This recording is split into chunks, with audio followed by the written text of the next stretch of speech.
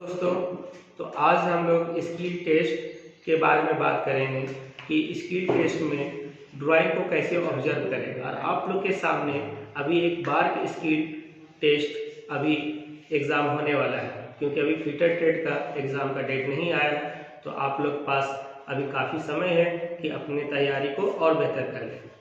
तो चलिए आइए देखते हैं कि सपोज दैट आप लोग को बार की स्किल टेस्ट में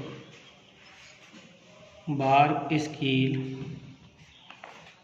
टेस्ट या अदर कोई भी स्किल टेस्ट हो, सपोज डेट ये आप लोगों को जॉब आ चुका है।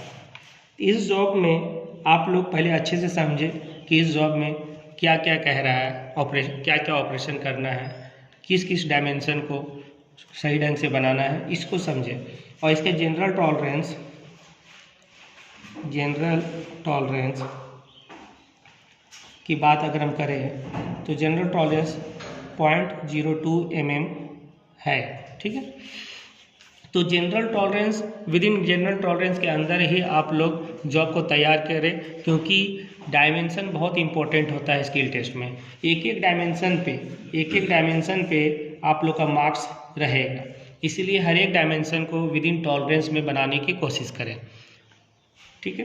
तो सपोज डेट इस जॉब के लिए हो सकता है आप लोग के पास 2.5 घंटे का समय हो और 6 mm का मटेरियल हो, तो जल्दी इस जॉब को तैयार आप लोग कर सकते हैं। तो पहले जॉब को अच्छे से समझने की कोशिश करें कि इसमें कौन कौन से ऑपरेशन को करने के लिए कहा जा रहा है। तो सबसे पहले इस जॉब की अगर हम लंबाई की बात करेंगे तो देख सकते हैं 72 है, ठीक। चौड़ाई की बात करेंगे तो 32 है।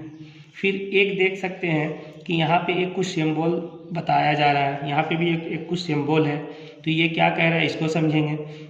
और देख रहे हैं कि इस सिंबल को यहाँ से यहाँ तक ये दिया है कि आपको इस बेस से 16 मतलब 16 mm दूर है, और इस बेस से ये वाला बेस से आपका 60 मतलब 16 mm ऊपर है, ठीक है। और टोटल क्या है 32 है।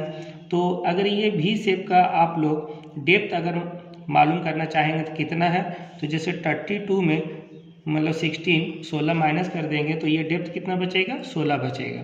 तो डेप्थ जैसे एक एग्जांपल यहाँ पे हम साइड में आप लोग को दिखा सकते हैं कि अलग से भी बनाने के बाद कि कैसा मतलब होने वाला है और समझने में आसानी हो जाएगा।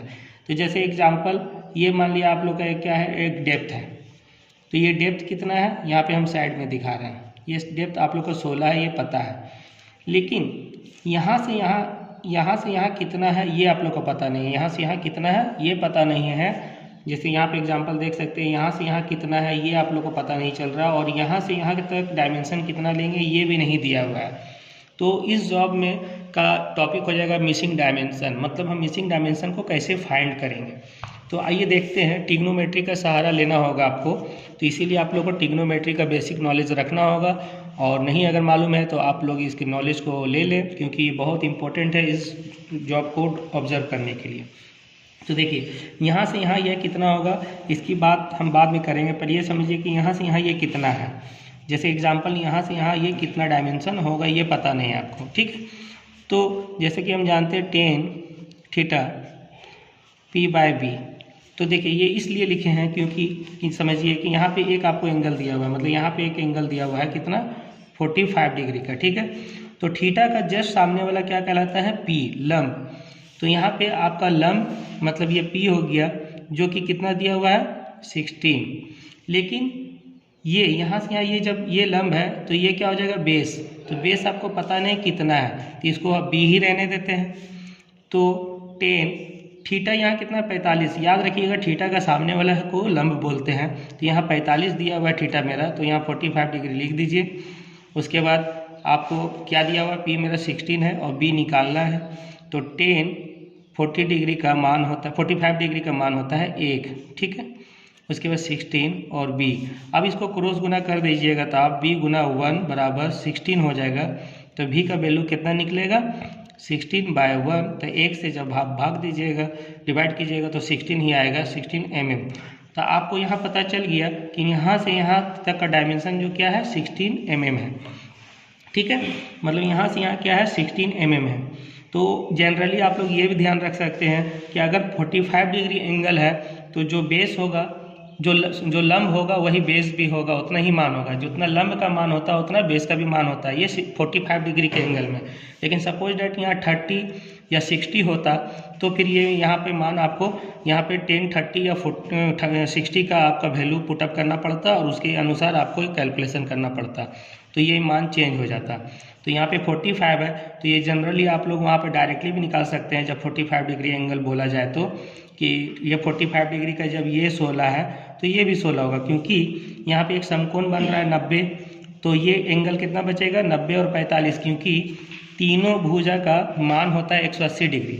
तो 180 डिग्री में 90 और 45 को जोड़ दीजिए, 135 हो जाएगा -180, तो कितना बचेगा 45। मतलब ये भी मेरा कितना आ रहा है 45। तो इसीलिए जितना इसका मान हो रहा है उतना इसका भी मान होगा। ठीक, तो जब ये 16 है यहाँ से यहाँ तक, तो यहाँ से यहाँ तक भी ये क्या होगा 16 होगा, मतलब यहाँ से यहाँ तक ये भी 16 होगा। तो अब आप लोग समझ सकते हैं, यहाँ पे एक देखिए कि ये 72 है और सेंटर लाइन दिया हुआ है। सेंटर लाइन का बहुत कमाल, बहुत इंपॉर्टेंट चीज़ होता है। सेंटर लाइन अगर किसी भी जॉब में दिया हो तो वो हर जॉब का मतलब बीचों बीच का मतलब बात करता है, मतलब बीच में होता है एकदम सेंटर। किसी भी जॉब का, जैसे एग्जांपल समझिए ये एक जॉब है, तो अगर सेंटर लाइन गुजरेगा तो एकदम बीच से गुजरेगा। ठीक है, ठीक, ये याद रखिएगा। तो यहाँ पे देखिए सेंटर लाइन यहाँ से अगर यहाँ तक बात करें कितना है, ये डायमेंशन है ये, क्योंकि 72 है टोटल, तो इसका आधा कितना हो जाएगा 36। तो यहाँ से यहाँ तक 36 है और यहाँ से यहाँ तक ये कितना है 16।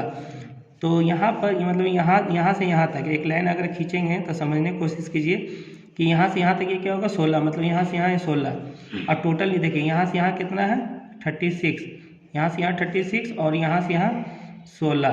तो ये कितना बच गया दोस्तों, ये बच गया 20, क्योंकि 20 और 16 टोटल कितना हो गया 36। तो यहाँ से यहाँ 20, तो यहाँ से यहाँ आपको पहले एक 20 पे एक मार्क करना होगा, फिर यहाँ से यहाँ टोटल आपको कितना जोड़ देना होगा क्योंकि इस बेस से आप मार्किंग कर रहे हैं ना वर्नियर हाइट गेज से। याद रखिएगा आपको वहाँ वर्नियर हाइट गेज का से मार्किंग करना है। अगर वर्नियर हाइट गेज के बारे में समझ में नहीं आ रहा है तो कमेंट करें, मैं उसके के लिए भी एक वीडियो बना दूंगा अलग से। तो यहाँ से यहाँ 20 आपको बढ़ना है, मतलब 20 सबसे पहले इस बेस से एक 20 पे मार्क करना है, फिर आप 32 ऐड कर दीजिए 20 में, तो कितना हो जाएगा 52, मतलब एक यहाँ 52 पे लेना है। उससे पहले एक आपको सेंटर लाइन भी लेना होगा भी बनाने के लिए, तो यहाँ पर मतलब ये कितना हो जाएगा 20 और 16 36, तो इसको हम काट देते हैं। सबसे पहले एक 36 सेंटर लाइन पे लेना होगा, उसके बाद फिर और 16 आप ऐड कर दीजिए तो कितना आ जाएगा 52 में मतलब यहाँ मार्क करना होगा। फिर 52 में आप 20 जोड़ दीजिए, क्योंकि ये जो बना हुआ है भी, ये बीचों बीच सेंटर में बना हुआ है। भी कहाँ बना हुआ है, सेंटर में बना हुआ है, तो इसीलिए ये भी 20 है तो ये भी 20 होगा। तो 52 और 20 कितना हो जाएगा 72। इस तरीक़ा से हम ड्राइंग को ऑब्जर्व करेंगे। तो ये था आज का हमारा टॉपिक कि मिसिंग डायमेंशन को कैसे पकड़ेंगे। और सबसे इम्पोर्टेंट चीज़ कि ये सिंबल क्या कह रहा है और ये सिंबल क्या कह रहा है। तो ये सिंबल को आपको समझना होगा कि यहाँ पे कौन सा ऑपरेशन करना है और यहाँ पे कौन सा ऑपरेशन करना है। तो M10 लिखा हुआ है, इसका मतलब हमको यहाँ पे टैपिंग करना है। और क्या करना है, टैपिंग करना है। तो टैपिंग करने से पहले हम हॉल बनाएंगे, उसके बाद फिर हम टैप को चलाएंगे। ठीक, और यहाँ पे आप देख सकते हैं 5/8 क्या है, 5/8 रिम क्या है, यहाँ पे एक सिंगल होल है। यहाँ पे देखिए टैपिंग करने वाला को सिंबल को पकड़ने का तरीका है कि अंदर का एक इंटरनल सर्किल कंप्लीट होगा और बाहर का क्या होगा, एक क्वाड्रेंट छूटा हुआ होगा, ये छूटा होगा एक क्वाड्रेंट। तो आपको समझना होगा कि यहाँ पे टैपिंग का बात कर रहा है। यहाँ पे 2 गो सर्किल आपको दिखाई देगा, लेकिन बाहर का सर्किल एक क्वाड्रेंट छूटा हुआ रहेगा। लेकिन यहाँ पे देखिए सिंपल एक हॉल बना हुआ है और यहाँ पे एक सर्किल है। तो एक सर्किल मतलब यहाँ पे आपको लिख सकता है 5/8 ड्रिल होल या 5/8 रिंग होल। तो यहाँ पे क्या लिखा हुआ है, यहाँ पे लिखा हुआ 5/8 रिम होल, मतलब यहाँ पे आपको रीमर चलाना है। तो रीमर करने से भी पहले हमको एक क्या होगा, होल को तैयार करना होगा।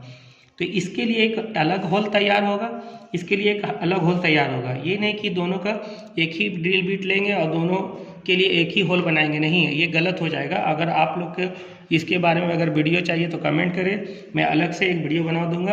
और यहाँ पे एक समझिए कि ये क्या दे रहा है। तो यहाँ पे ये एक है क्लियरेंस हॉल, जो कि क्लियरेंस हॉल 2 mm या 3 mm तक आप क्लियरेंस हॉल दे सकते हैं। मतलब 2 mm का या 3 mm का ड्रिल बीट लेना होगा और उससे क्लियरेंस आपको दे देना होगा। तो चलिए, वीडियो काफ़ी लंबा हो जाएगा अगर मैं और कुछ बताऊँ तो आप लोग से रिक्वेस्ट है कि आप लोग मेरे चैनल को लाइक सब्सक्राइब करें, शेयर करें और अगर कुछ और वीडियो चाहिए तो कमेंट करें।